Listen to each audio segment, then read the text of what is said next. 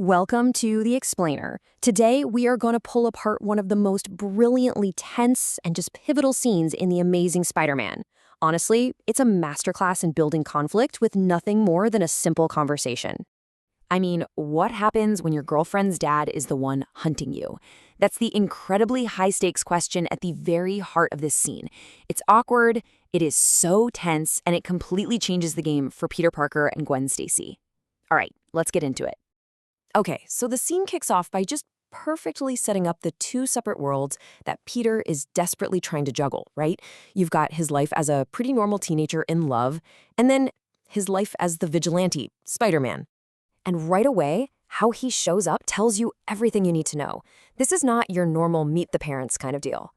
Coming in on the fire escape, that screams secrecy. It screams danger, and it tells you that Peter's life is just anything but ordinary. And then you get this little moment, and it's so charming. Peter, the superhero, shows up with these totally squashed flowers. And Gwen's gentle joke, it just cuts through all that superhero chaos. It grounds their whole relationship in something so genuine and sweet. And it really makes that secret he's hiding feel like this real solid barrier to just having a normal life. And then he meets the dad. The moment of truth. This casual introduction in the family apartment is just dripping with dramatic irony.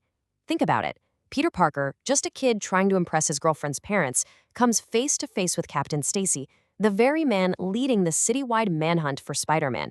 You can feel the tension in the air immediately. Okay, so let's move to the dinner table, because this is where it all really starts to build. A simple family meal completely transforms into a courtroom. Suddenly, Spider-Man is on trial, and wouldn't you know it, his defense attorney, who has no idea he's doing it, is Peter Parker himself.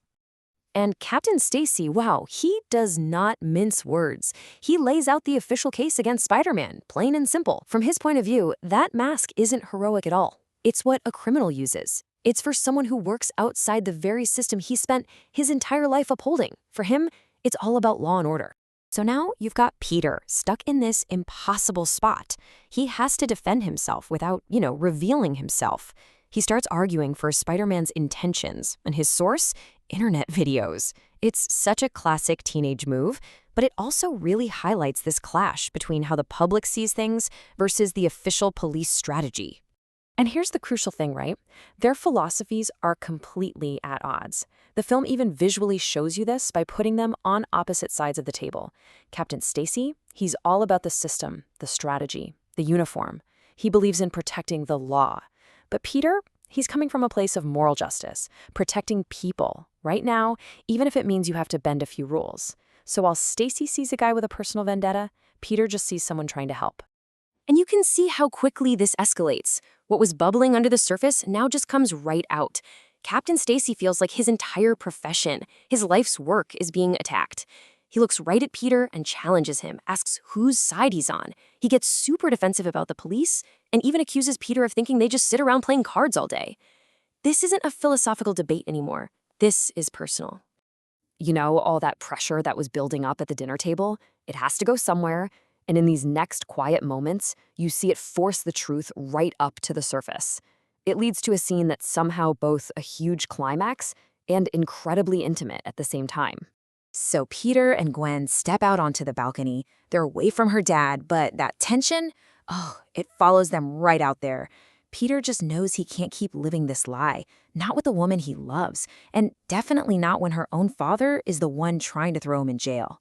You can just see the weight of it all totally crushing him. He tries to tell her, but he just can't find the words. He starts, then stops. He's just fumbling over his explanation, trying to connect it all back to that argument at the dinner table. And that stammering, that hesitation, it just beautifully shows you how heavy the secret has become. It's just too big to say easily. And then, the moment of truth. Gwen, who is always the sharpest one in the room, right? She puts all the pieces together. The debate, how passionately Peter defended Spider-Man, his constant mysterious injuries, all of it. She sees it, and she just says it for him. And I love this part. She cleverly switches to Hindi, so her dad won't overhear from inside. She just says, "Dumb Spider-Man ho. You're Spider-Man." And just like that, the secret is out. And look, this reveal isn't just the end of a really great scene. It's a massive turning point. It completely redefines the stakes for the entire rest of the story and for every single character. Seriously, think about it. This one confession changes everything. Peter's secret isn't just his anymore. Suddenly, Gwen is directly involved in his incredibly dangerous life. And that whole conflict with Captain Stacy, it's not some abstract debate now, it is intensely personal. Their entire relationship is just fundamentally changed forever. And that's really what this whole scene leaves us with.